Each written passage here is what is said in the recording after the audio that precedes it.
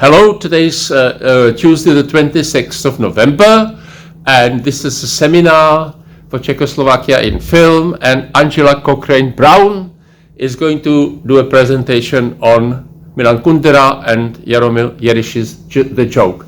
Over to you, Angela. Okay. So I'm going to do my presentation on The Joke. This was written, it was produced in 1969. I'm just firstly going to give you a little kind of presentation overview of what I'm kind of going to cover. Firstly, I'm sort of going to look at the overarching question that is the main focus of my presentation. And then I'm going to just give a little bit of context of the film, a little bit of like a kind of an idea of the plot. And then just also going to look at the novel a little bit and just look at some of the similarities and differences between them. Then I'm just going to kind of go through the film, looking at sort of in three different parts, looking at sort of the beginning stages, then sort of the big chunk in the middle that focuses more of a flashback, and then looking at the end, and just commenting on sort of things I found interesting about it, and then sort of bringing it back at the end to the question and looking at how that, just kind of answering the question basically.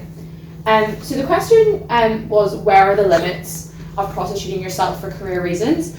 I wasn't initially sure where to go with this question because I felt like it didn't initially jump out to me when I watched the movie. I thought there was like a lot of other stuff to focus on. Well, it was that Zemanek, isn't it? Okay, sorry. So I was like, okay, but it was like I think like the communist critique that's very obvious, and it was kind of like overpowering to me that I didn't realize then sort of upon further inspection and looking a bit deeper into reading and stuff that I was like, oh, there's actually there's more to this film. And if I may interrupt one other thing, I have realized it again when rewatching it the other day, how actually it is really quite interesting and quite courageous that this was basically a film made by communists, a reformist communists, but they were basically pointing out, and that's related to this question, you were real bastards in your young age, you know, and basically they're shooting into their own kind of lines, interestingly. So anyway. Yeah. Okay. So yeah, I've just sort of taken it in the way of looking at how these characters in the film like prostitute or like sell themselves out basically for their own morality.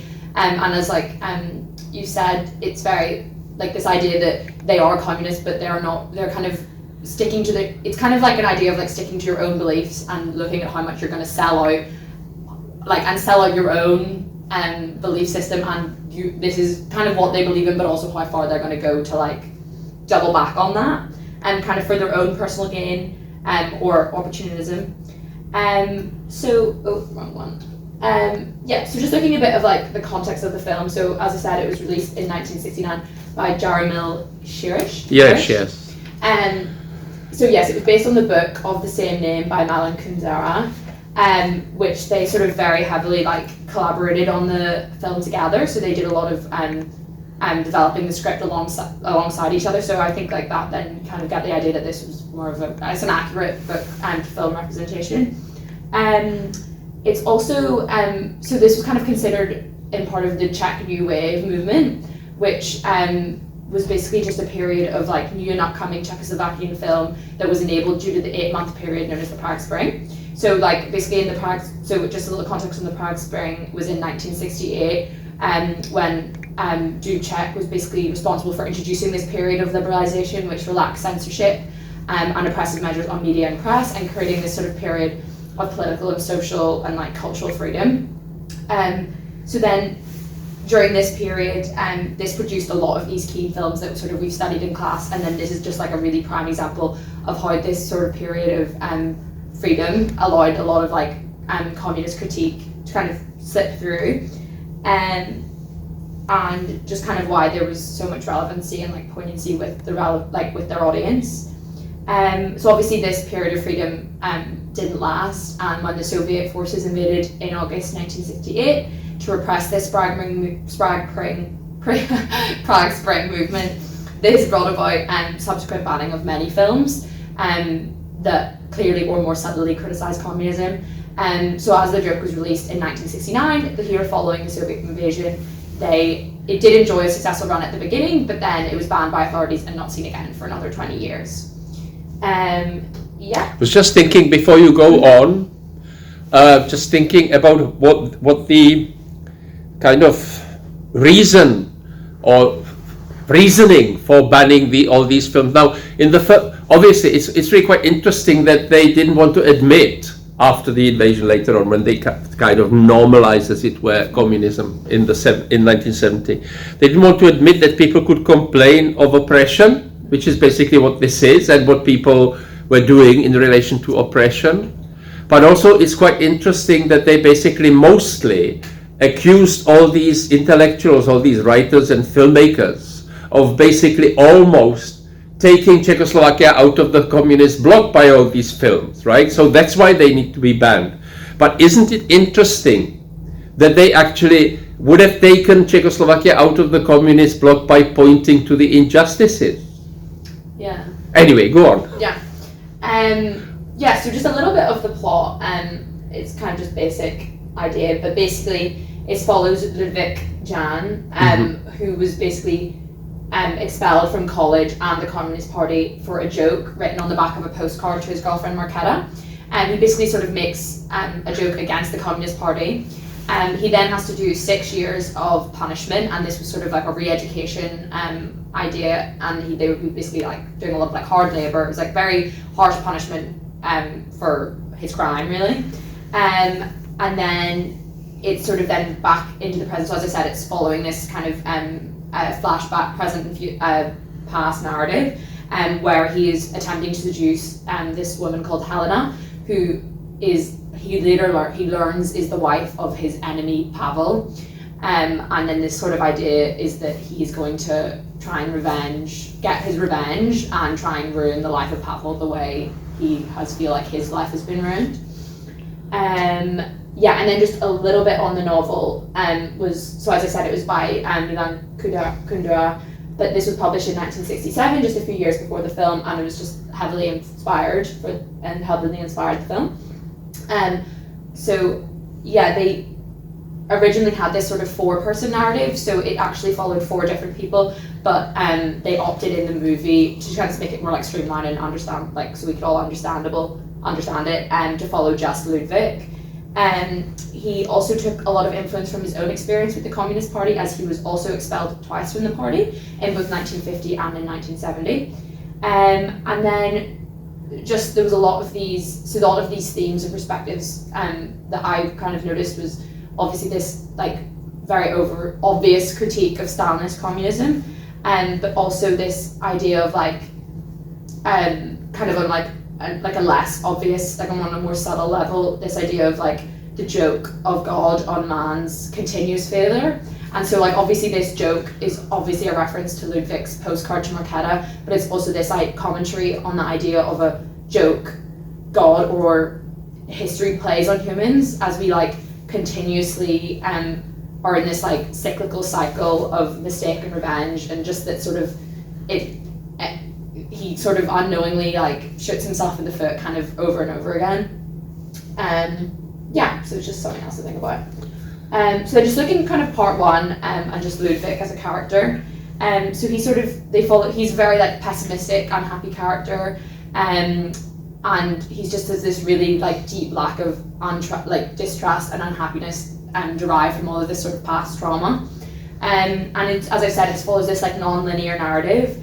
And so we flip between Ludwig's present and his past, seeing how these events have made him who he is today. Furthermore, as he seeks revenge on those who've wronged him, at the same time we follow his younger self and seeing his expulsion from the Communist Party and the betrayal of his love Marketa and from his friend Pavel.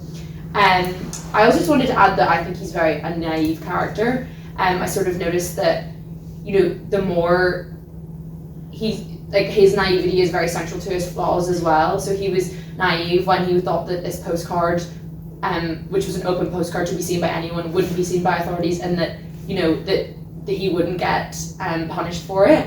And also he was naive in thinking that his friends and comrades, people from his university, wouldn't betray him, even though that they were asked to vote in this sort of open space. So he had every option for democracy, but he was naive to think that he's built his whole life on this big betrayal, when really he doesn't understand the whole picture, that these people that it's not the full idea, that they didn't really have much choice. And just a little bit on Helena as well, who's we're sort of introduced to at the beginning of the film, and just commenting on how Helena as a character. So she's the wife of Pavel, and Ludwig wants to seduce her as revenge. But I just wanted to comment on how she's portrayed as very weak and insecure in this film, which is kind of a reoccurring theme with the presentation of women in the film. So like these female characters of Helena, Marketa, and then sort of Pavel's younger student lover that we're introduced to at the end, and they're all very, like, they're sort of portrayed as shallow and one-dimensional, and this sort of like they're desperate and insecure, and just kind of interesting as the story goes on. But yeah, and then on to kind of part two. So this sort of is like the main chunk in the middle. This sort of focuses on the flashbacks and this like whole re-education period of Ludwig's time in like prison, basically.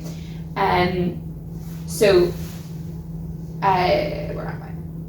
Yeah, so it just kind of had like it's very clear critique of the communist regimes at the time in Czechoslovakia, and this kind of grim reality of the sorts of punishment that people were enduring.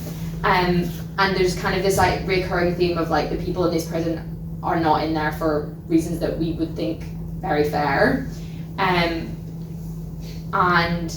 there's this character who sort of comes in at this point, is called Alexei. I'm sorry, his name. Alexei, yeah. Alexei. Okay.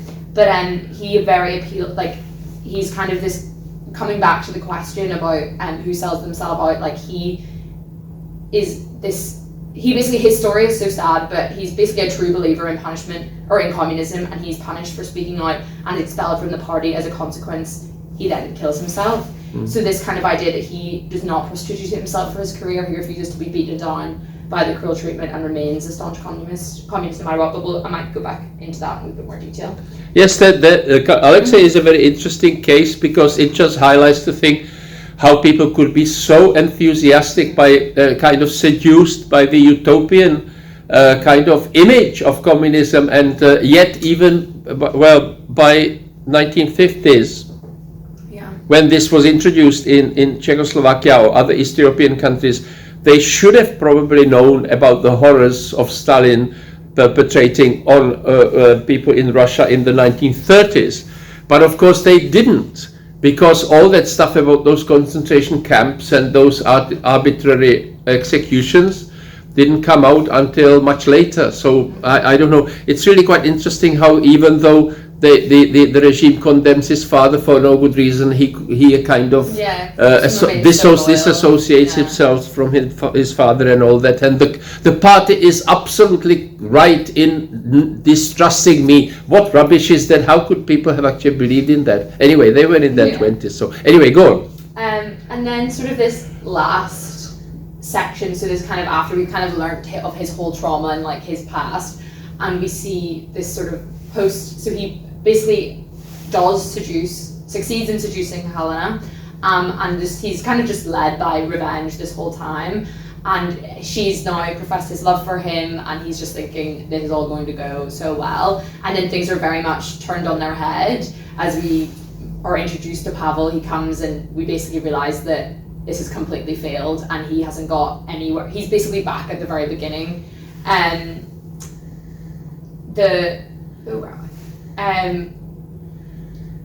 So basically Ludwig he's basically seduced her, but Pavel doesn't care because they found out that they're estranged, so Pavel's here with his new girlfriend, who is basically, he's just portrayed as so successful and well liked, and we just see that nothing that Ludwig has done has made any different, and like Pavel doesn't even remember this portrayal of Ludwig. He sort of, it's in the back of his mind, and he's completely done a 360 on his political views. He's become an anti-Stalinist lecturer, so he's just completely flipped. This is a moot point. Sorry for interrupting all the time. I don't know whether Pavel doesn't remember it. He may just be pretending not to remember it. I mean, it's really quite interesting that he talks, and this is obviously his spiel now as a Marxism lecturer. Oh, yes, I mean, yes, we were actually playing all these, singing all these songs, and behind all that people were persecuted and ended up in prisons. He says that, and yet he's got a blatant example there of this victim of his, and he doesn't acknowledge it. Yeah. That is really quite kind of interesting, I think. Yeah. Anyway, yeah. So, yeah, and then this sort of the film ends with Helena attempting suicide because Ludwig says he doesn't love her, and Ludwig basically ends up beating up the young assistant who kind of wants to defend her. And then so this last line, which was it wasn't you I wanted to get even with, which that is literally how the film ends. So I sort of just thought that this had like kind of was very effective in driving home. It is much stronger than the end of the novel, actually. Yeah. Yes. Uh-huh. And that it just drives home this whole theme of this like field revenge and this joke that God has been playing on mankind this whole time, and that he never got what he wanted, and he's just completely fallen into the same mistakes that he's made before. Yeah, and then just sort of coming back to the question. Right. So where are the limits of prostituting yourself for career reasons? I've kind of looked at like these three different characters, looking at like Ludwig, Alexei, and Pavel. So Ludwig sort of continuously refuses to prostitute himself for communism. He never sells out what he believes in order to better his life or career, even to his own detriment. He is consistently miserable and unhappy and constantly completely at a loss from his bad luck. He never tries to change anything to make things any easier for himself, but also he never makes these difficult compromises on his own beliefs and sells out what he really believes to make things easier for himself or better himself, which is obviously got its pros and cons. And Alexei was another character who never sells himself out. He remains a staunch communist until the very end, despite the party attempting to bring him down and destroy his spirit. He never loses sight of what he believes in, also to his own detriment, as he ends his own life. But he refuses to prostitute himself to get himself any further. He remains like, you kicked me out of the Communist Party, so I'm gonna stick with it, essentially. And then Pavel is basically the complete opposite of these other characters. All these characters basically end up so unhappy, basically, apart from him, who's walked through because of the way he has prostituted himself basically his entire life. And even though we don't even follow him that much, we basically see him at the beginning thriving and at the end thriving, and we see that he's just made this, all of these, like he has prostituted all his ideas, and so he's basically ended up the happiest because of it. He's successful, he's happy, he's wealthy, and this sort of selling out of his initial beliefs to become an anti-Stalinist lecturer is kind of just the epitome of this, and just remaining unscathed by either side. He's just completely bent to the will of popular politics and just going with the flow of everything to avoid any sort of negative connotations for himself. So yeah, I would argue that, aside from Ludwig, like these characters who never do it, when it comes to Pavel, there are no limits to prostituting yourself for career reasons in this film. He just does it to excess and turns out very happy because of it. And that's it. And those are my bibliographies. Oh, very good, yes. Who's Miloš Tejskal? Oh, that's the reference I found for the producer. All right, okay. Film. All right, maybe, okay. Maybe that's wrong. All right. Might need to check that. Yeah. All right. Thank you very much. Not very many people here. Thank you for coming anyway. But and thank you. Before you go, do you have any questions or comments on it? I am still thinking about this character of Zemanek. You're saying very rightly, best job, most happy, wealthy. Incidentally, it transcends, of course, communism, because it happens everywhere. My wife used to work in her youth for the BBC, and it was like the Communist Party. This is exactly people who behave like Zemanek. Were the most successful. But I'm just wondering simply, this of course isn't either in the film or in the novel, but actually it offers us this character of Zemanek to think about him. Would he have even actually admitted to himself that he was lying, that he was actually doing wrong things? But you're saying he was happy and wealthy. I think like I just describe him as unconcerned. He's obviously kind of a selfish character who I think he just is only interested in his own, bettering himself and having the best life that he has. I don't think he has any, like, he's not worried about who he's trampled on to get to where he is. And I think seeing Ludwig at the end and being like, oh, you've taken my wife off your hands and, you know, you've made everything easier for me, is just another example of how that's the way he's gone through life. Like, he's just striving for the best for himself, and it doesn't matter if he has to compromise. And and if anyone, no one's ever going to bring it up to him, or if they did, it's just, he's never going to admit it. He's just going to think that this is what he always believed and that he's doing the right thing. Like, it's just like, just constantly being so confident in yourself that it's kind of too much. But yeah. One interesting thing, this is still topical, right? The current Czech president, it's a kind of ceremonial role, mostly it's something like Prince Charles, now King Charles, but never mind, he was still elected, right?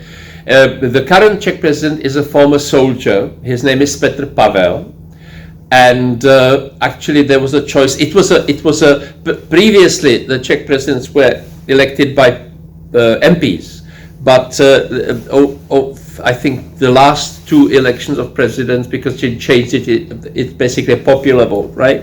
And it was of course dangerous because the other two candidates and previous presidents were kind of pro-Russian, and they were really populist, and that was so there was a kind of sigh of relief that this pro-Western president Pavel was elected, former soldier, NATO commander, right, originally. But in his youth, he came from a communist military family, and in his youth, he joined the Communist Party, was in the Communist Secret Service, and was a kind of major young commander in the Communist army in the Warsaw Pact. If communism didn't fall, he would be a top communist commander. And when I say this is very unpopular because, all right, he was a communist, but, you know, they say he was still the best. It is true that still the best candidate. But I mean, you know, everything is tainted, as it were, even after almost 40 years, you know. I mean, right, he's in the 60s and this was in his 20s. But I was also experienced those times. I knew what these people were. Because nobody could really believe in it, they did it for bloody career reasons. They did it like Zemanek. And how am I supposed to kind of appreciate this president when I know that he's got this kind of taint in him, you know? And it's like with everything. Anyway, thank you very much. Okay.